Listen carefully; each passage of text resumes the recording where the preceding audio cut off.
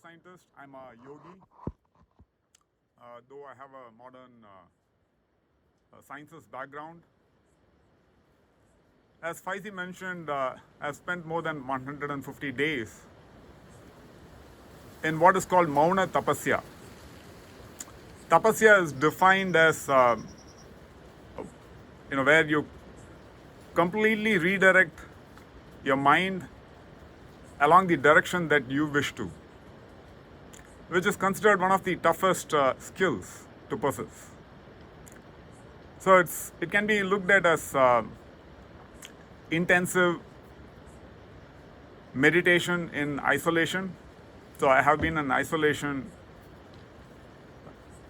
for periods of up to 40 days at a stretch, with no communication with outside world. As a first person research into this human experience. So my talk here would be to do with how yoga and contemplative practices sit in the context of neuroplasticity. Okay. Now, after Professor Michael's talk, neuroplasticity is, clear, and how to proceed with it with respect to training, brain training. That definitely sets the context for this talk, because in yoga, we look at brain training. But how, we will be looking at it shortly. Okay.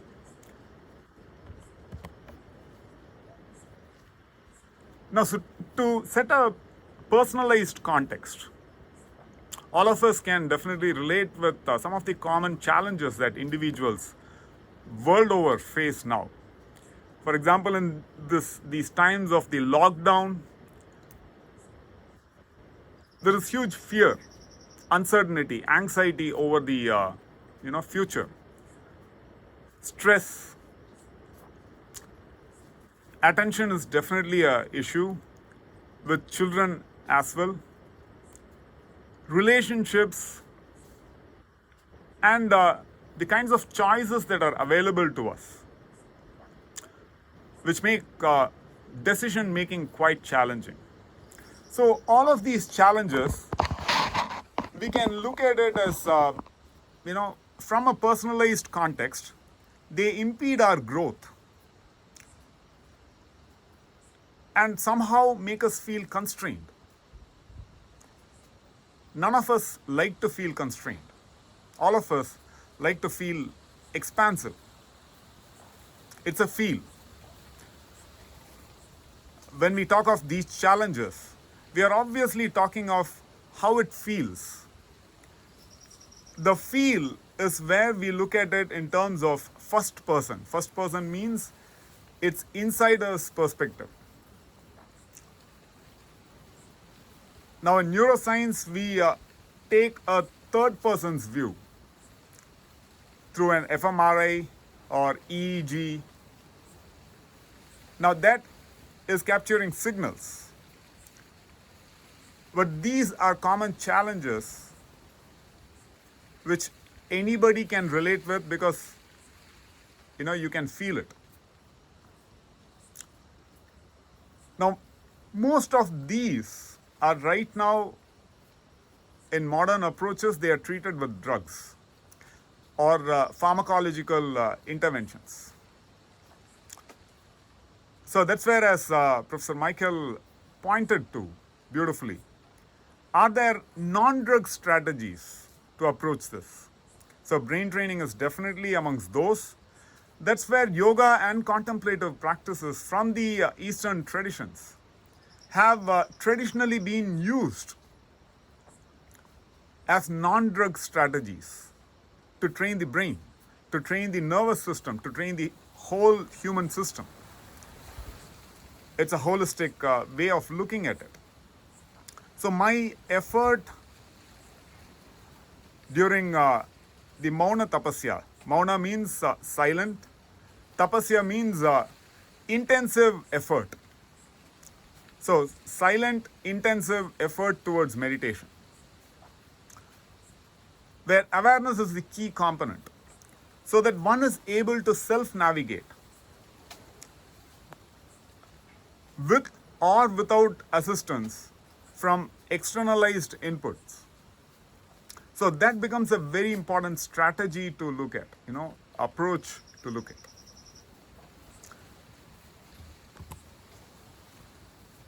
So this points to the ability to adapt to new circumstances. For example, most of us would not have expected this lockdown. And almost, many of us did not have sufficient time to adapt to these. So what could be the challenges that arise out of such circumstances? For example, you're just locked in, depending on your location, obviously, which part of the world you are in. But lockdown has, varying significances to personal life, workplace. So this pandemic has caused such adaptation, mandatory. There is no other option. But even otherwise, the way the world was proceeding, if we look at, there's a study that shows that the world is accelerating in terms of, for example, the information exposure that every human being has to handle. There is an information explosion in terms of complexity and the sheer data size.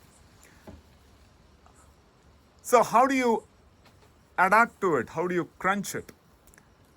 So this is the time of big data, whether we like it or not, right? And this is the time of multidimensionality. Multitasking is in. It is no longer sequential tasking. So it's no longer taking just one thing at a time and taking a few years to finish it. And depending on the cultural context, in the preceding generations, it was possible to just stick on to one job, one professional career all through one's life. But now for the new generations, even that is shifting. So career switches are very common. So this is the context of the world right now. And hence, it has become more than ever, it has become very, very important to adapt to new circumstances and very quickly. So we call this the VUCA. The VUCA reality is volatility, uncertainty, complexity, and ambiguity. So volatility, you can imagine it's, so many parameters are shifting. So it is like standing on shifting ground. Your ground is not stable any longer. It's shifting ground. How do you handle that? That is very critical. Uncertainty is is there predictability to your life? What kinds of circumstances play a role in determining your life? So there is huge uncertainty with even with respect to personal life expectations and workplace expectations. Complexity. We all would like a life of leisure, just chilling out. But now we see there is necessary complexity in life, which whether we like it or not, we need to, handle it. And then ambiguity. There is no one-on-one mapping, a cause and effect mapping, a causal relationship or a correlation with what you think, what you do, and what happens to you. So with all these, it becomes one has to adapt to these circumstances. So that's where even simple studies, what we call the default mode network. No. So here, if you see mind wandering, so when faced with volatility, uncertainty, complexity, and ambiguity, for most of us, the default mode of operation is, you know, giving into stress, giving into all of these common challenges that we face, and this also in terms of mind wandering.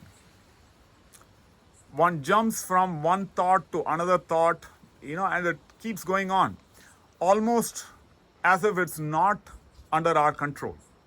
So, should that be our plight? Should we just take it at that and that's it? Do nothing about it. So that's where understanding the backdrop to it, understanding why we need to approach it, not just as a passive receiver, but what can we do to actively take forward our lives, handle our lives better, so that we make our lives meaningful to ourselves and the world around us. That becomes very critical. In fact, very interestingly, there are different kinds of poverties that are defined. So one is poverty of food.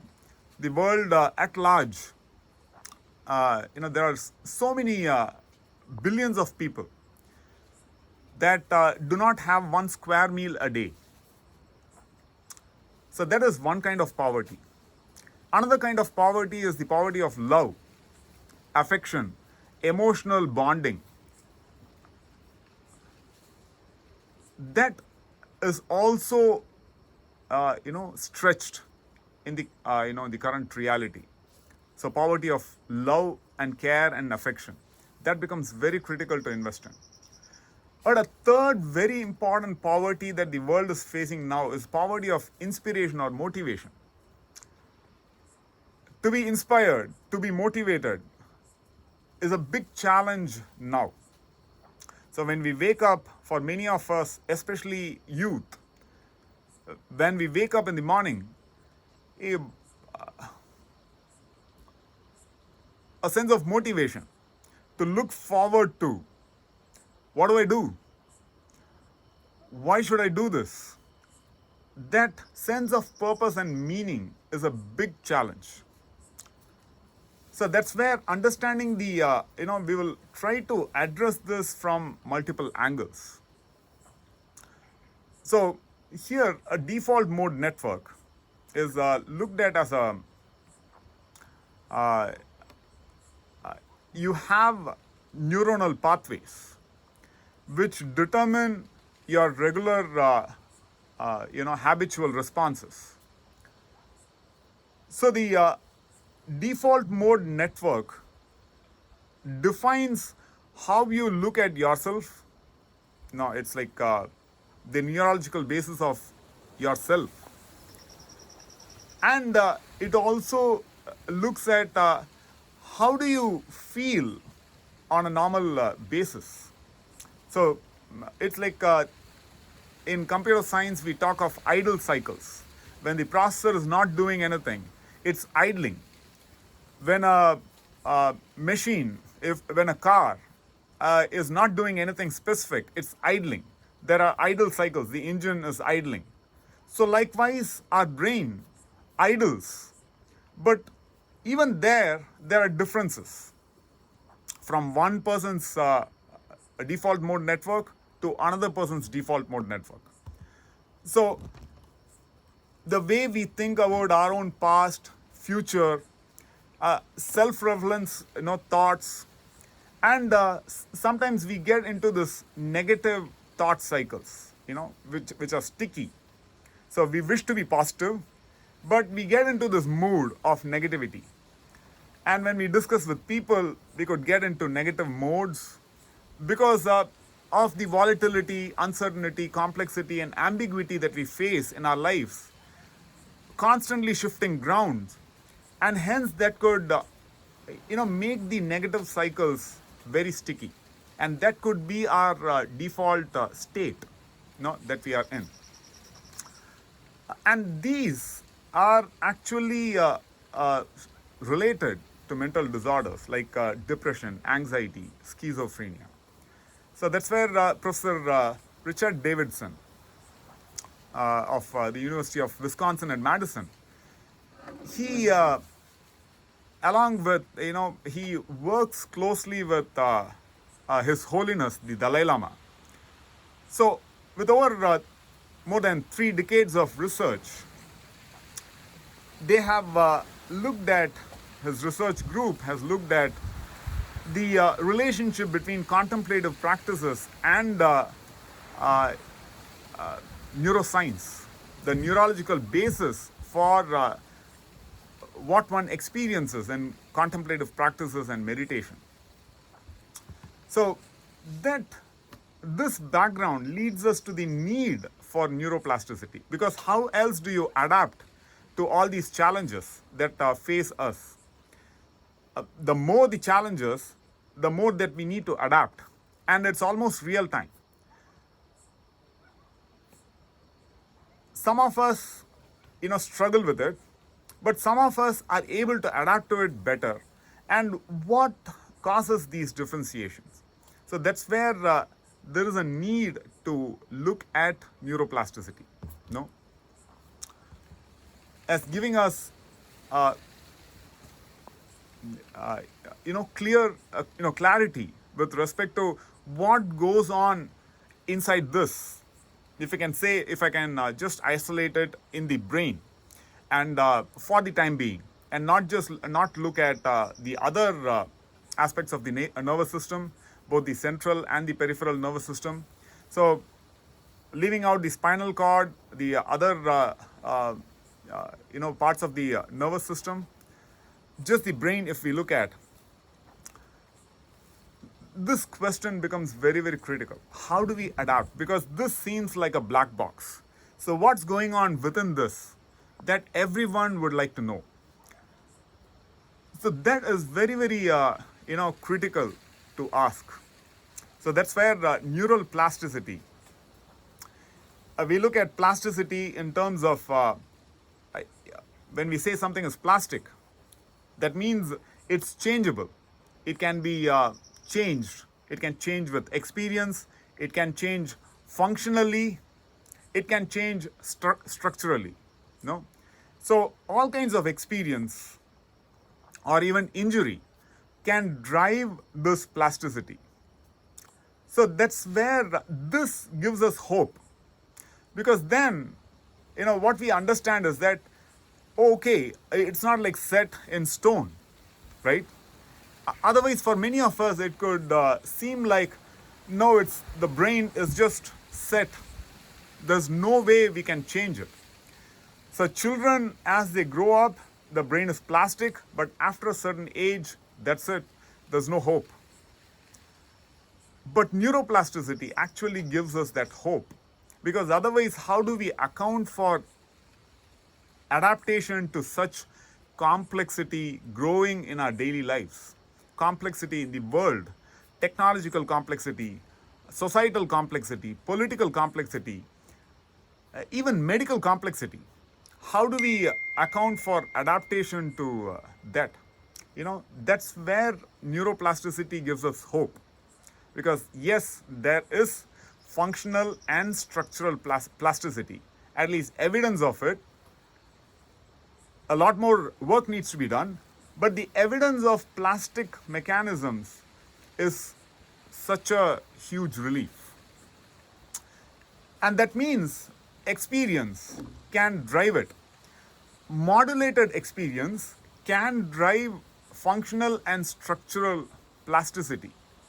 That is something that is a huge area that becomes open. So attention, emotional regulation, conscious response, awareness, these become keywords. Because with directed attention, you can you can be sure of a response. And a response which is not vague, which is not unfounded in scientific theory. You have the plastic mechanisms that can be explored, which provide the theory for, you know, people to even pay attention, to work towards attention. Because let's say the ideal attention span is defined as 15 minutes. That need not be set in stone. With yogic practice, what we try to do is work on these challenges so that you can guide your attention, you can guide your span, the length of time that you spend on any specific focus area. You can determine it. Likewise, emotional regulation. We can determine how to respond to, external stimuli. It need not be automatic. It need not be,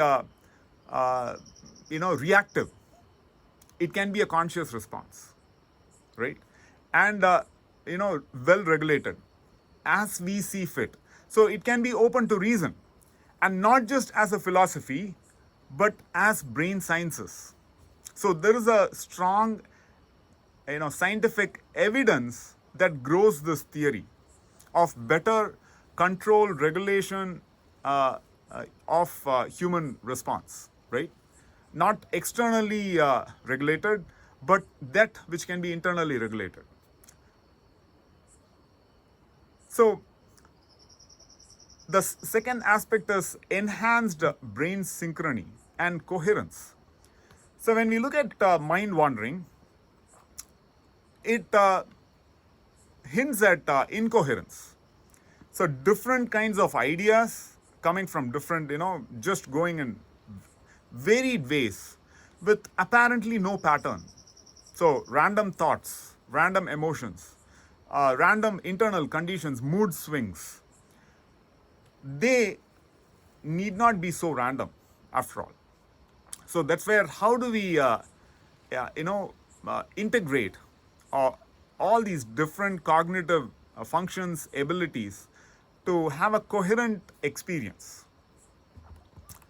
So that's where we look at yoga.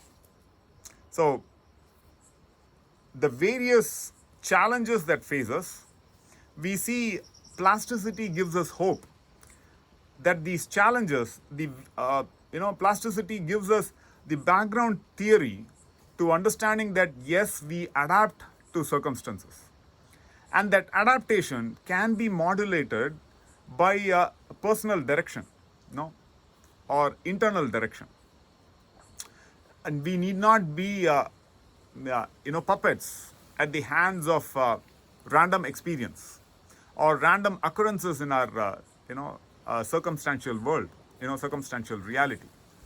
So that's where yoga is a very ancient system of achieving these aspects.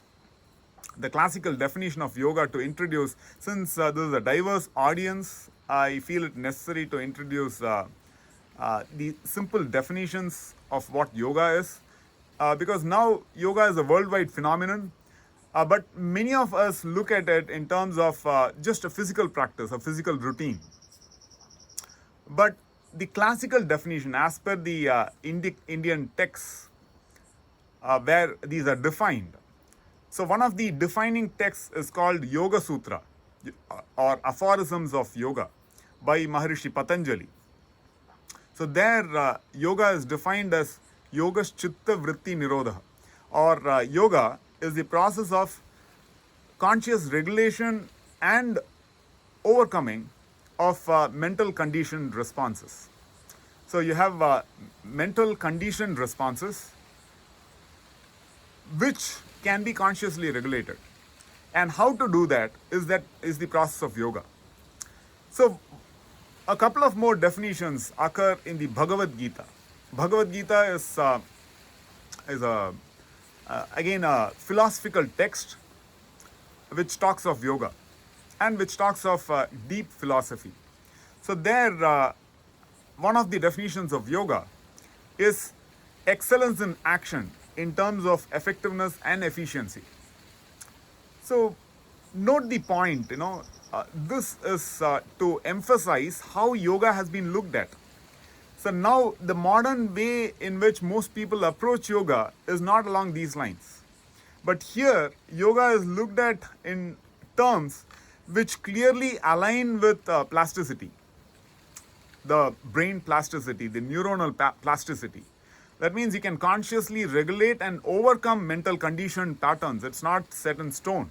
Remember? That's how we started with. And excellence in action. That means it can be of very great practical significance. It need not be just like automatic, where you are not in control. So it clearly points to you being in control.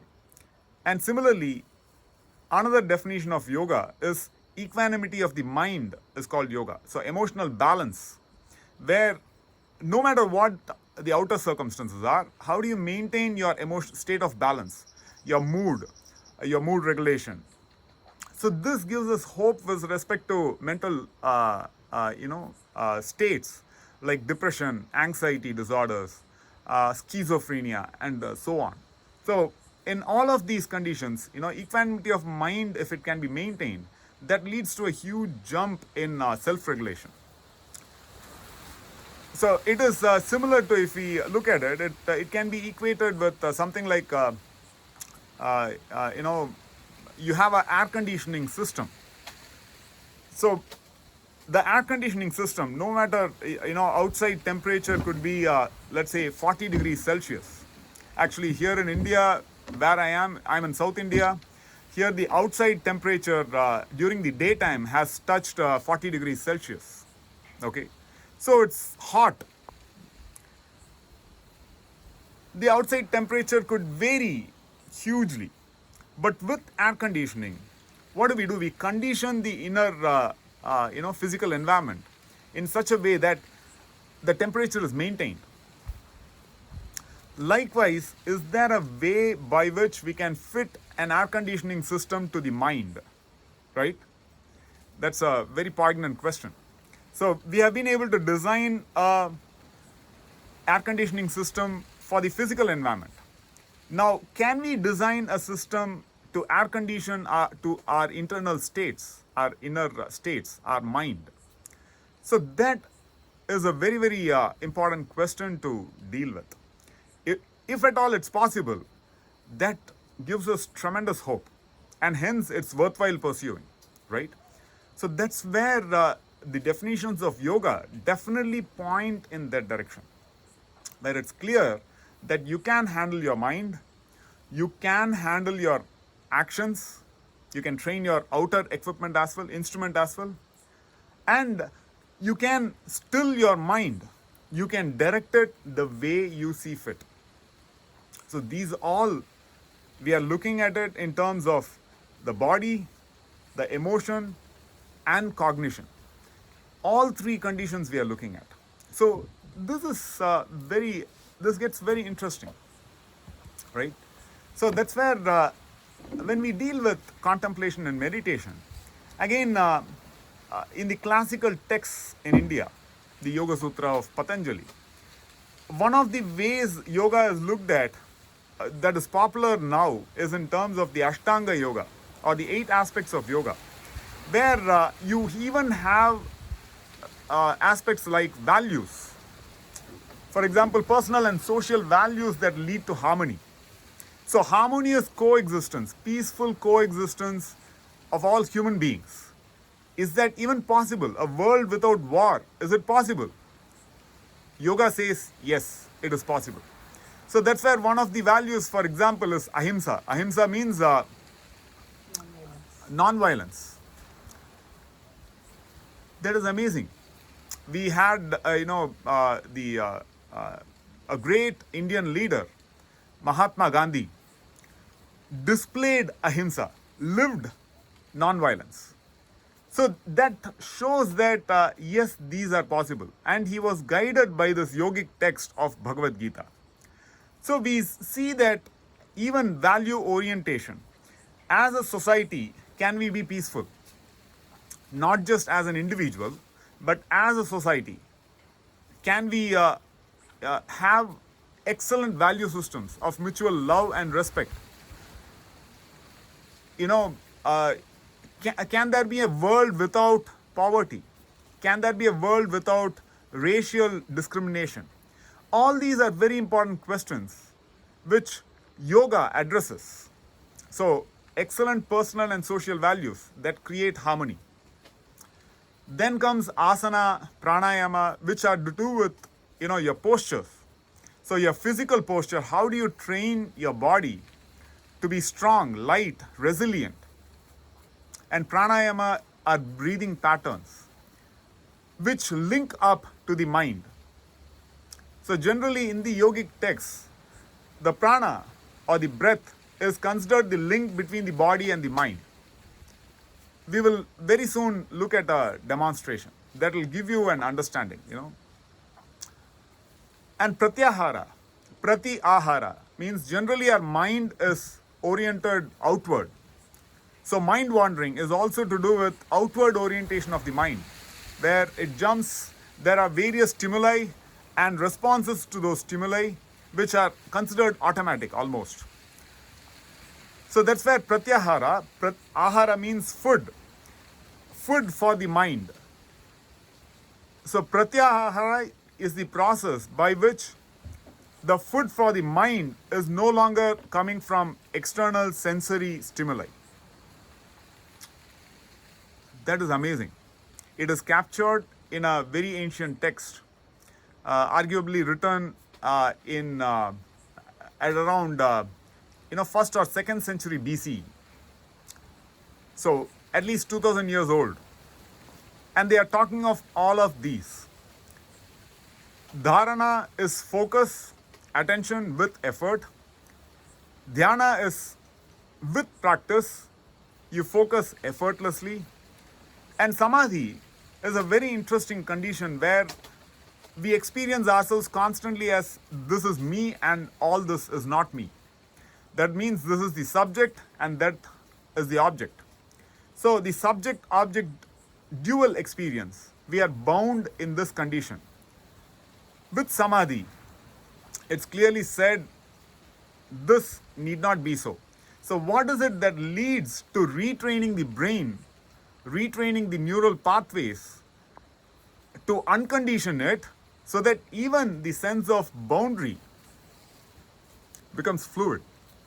Wow, that is amazing stuff, right?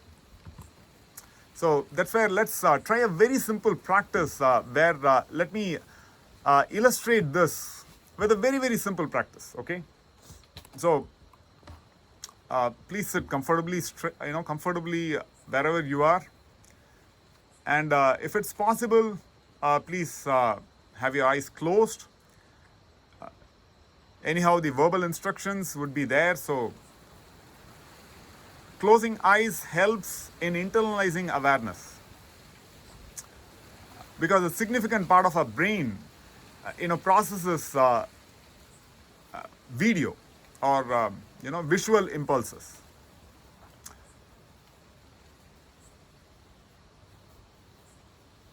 Relax yourselves.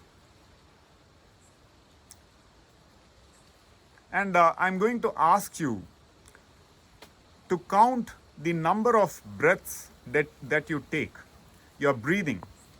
Your in-breath and out-breath is one count. So when I say start, you could count your number of breaths in and out together is one count. And after a minute, when I say stop, you could mentally record your number of breaths, okay? So for a minute, you're going to observe your breath and count the number of breaths that you take in a minute. You don't need to control the process. You don't need to do anything. Just relax. It's a very simple process, okay? So let us start now. You could start counting.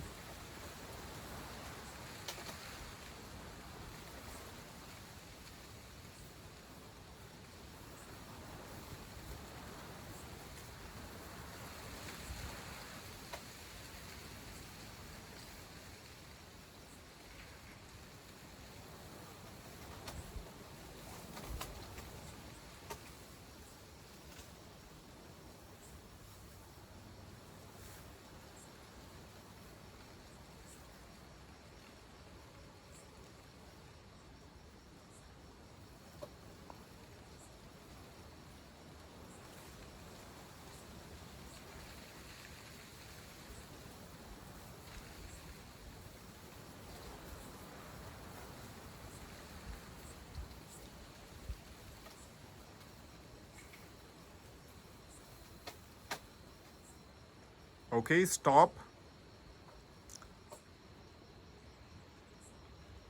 If some of you could share your count, that would be helpful. You could share it in the chat window. What does this mean? Don't worry about it. Okay.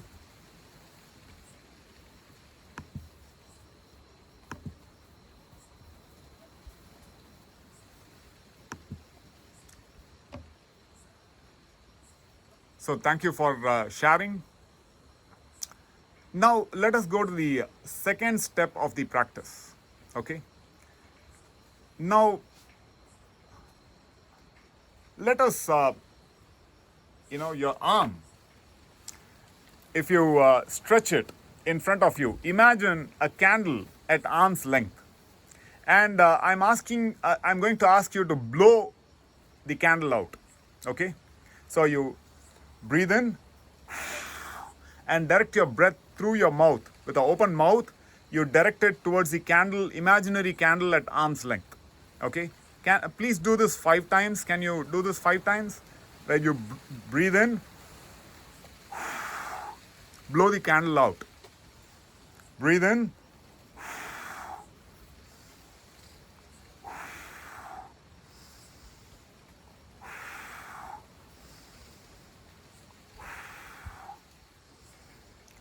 after 5 times, relax.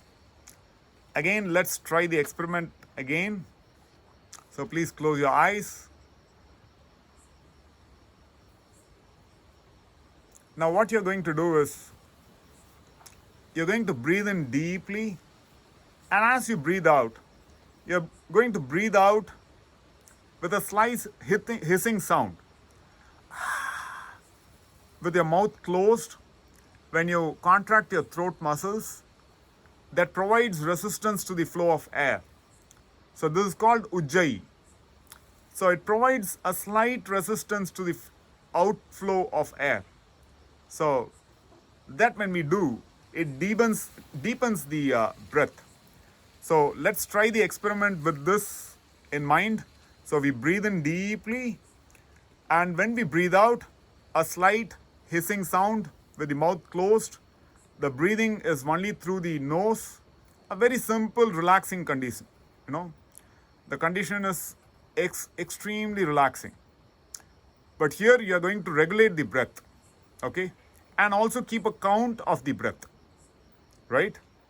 So when I say start, you start regulating your breath and keeping a count simultaneously, so that your breathing in is deep and breathing out is slow, gradual, and deeply relaxing. Okay? So start now.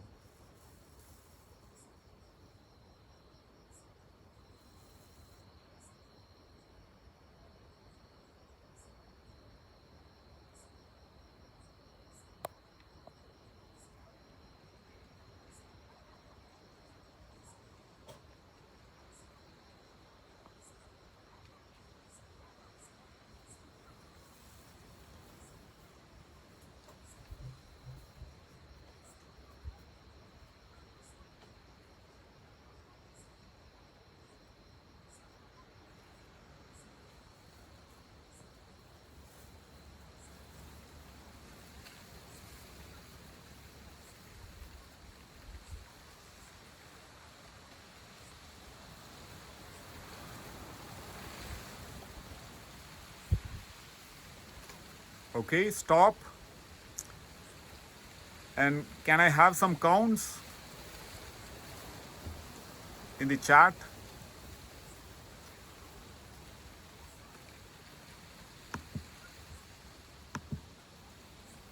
Okay. Thank you. So, some of you would have observed, a very interesting thing here. For some of us, the 1 minute we might not have, the 1 minute might not have really felt like a minute. You'd have heard start, and then you'd have heard stop. in the first experiment, the feeling of time would have been different from the second step. In the second step, your feeling of time could have dilated for some of you, would have shrunk for some of you. It's very, very interesting. So even our perception of objective time, now a minute is a minute, but our perception of it is governed by so many underlying parameters. No, this is very useful to, you know, take note of. And similarly, if you have realized, you would have become much calmer. It did not take a long time, just 1 minute, but you would have become like extremely calm, relaxed. So that's where this methodology is called first person methodology, where you can conduct an experiment and actually record the change. So you feel it. Now this is the insider's perspective. That's where a future direction for all research is to actually be able to correlate the feel with the brain sciences. How does the brain change? Because how do you otherwise get the feel? So that's where we need to definitely look at aspects like neuroplasticity, default mode network, which regions of the brain are firing, which neural pathways are getting activated, and even epigenetic changes. What are the epigenetic changes that happen? So that's where in the yogic system, there is a science of Swara Yoga. Swara is basically the hemispheric firing, the left and right brain hemispheres. Now through neuroscience, we understand that the hemispheres don't specialize in very unique functions. There are, a crossover functionalities as well, because that is the whole idea of plasticity, right? But still, the way the hemispheres fire are related to the breath cycles, the flow of the left and the right nostrils. That keeps shifting. And very amazingly, all of this has been captured thousands of years back. And similarly, first-person methodology in yoga and contemplative practices also involve visualization practices, by which you can visualize yourselves to be a much more positive person. You can visualize yourself to be less negative, as throwing out negativity, absorbing positivity, and it makes a difference. You can visualize clearly, internal images. You can build up auto-suggestion. Now, all of this is generally a first-person methodology that is attempted in the yogic sciences. But how does it correlate with data? That's where, for example, a typical yogic experience is in terms of an expansive sense of self, where your sense of self becomes boundaryless or your boundaries become fluid. Professor Richardson talks of altered traits. So over a period of time, long-term meditators are bound to be more compassionate. How does that happen? So kindness, compassion, how does it get integrated? Now, do we understand how the brain changes to accommodate, such trait changes, such character changes? So that is very interesting line of research. And one starts having an interconnected worldview. So where it's not so compartmentalized and rigid. Actually, we start seeing the interconnectedness behind everything. So that's why at Anadi Foundation, we offer yoga, meditation, and silence-based, programs, so that everyone can get benefited. And this has been happening, and a lot of changes have been observed, and that's where studies done, modern studies done on, for example, Sahaja. There is a meditation called Sahaja Yoga meditation. So long-term meditators clearly showed enhanced theta, synchronicity. So the brain coherence, the state of brain coherence shifts. So EEG, through EEG, these can be mapped. So you have alpha, beta, theta, delta waves. So and each state, each mood shift, what does it correspond to? These studies become so very important to capture, the first person experience that you feel. So there is clear evidence that theta and alpha wave uh, uh, synchronicity points to positive emotional states, positive states of emotion, and this internalized awareness where our attention is not just jumping here and there. That means the mind wandering is definitely lowered. So that is what it points to. And in terms of connectivity, as we saw, what is meant by a integrated worldview? That means there is enhanced brain connectivity. So one is coherence, another is connectivity. How are the various regions of the brain communicating with each other to form our worldview? So that is very useful to study and bring forth. So there is clear evidence that even short-term meditation induces, white matter changes. So that points to, functional and structural changes, which you can definitely feel, just as this simple experiment would have shown you. So that's where, as on a concluding note, when I experimented with myself, in the yogic tradition, we use this body and mind as a laboratory, as a lab. Now, the lab setup need not be just external. It can also be this body and mind where you can define experiments, you can design experiments, and actually conduct, and observe and infer. All of the scientific methodologies that we use in the outer world can be used in the inner reality as well. So that is a very huge possibility available to us, where yoga, contemplative sciences, meditative sciences can work with neurosciences, epigenetics, to make this world a much better place to live in. I have even seen, for example, there is a complex text called Mahabharata, which has 1 lakh, about 2 million words. When I tried to memorize it, it took me about 3 years. There are more than 200 characters in it, and it's exceptionally complex. Comparatively, for example, Iliad and Odyssey are about 1/4 the level of complexity of what is there in Mahabharata. So I'm sure, structural changes would have been there in my brain. Just that I've not, done any recording of that. Maybe hippocampus grew in size. That could happen.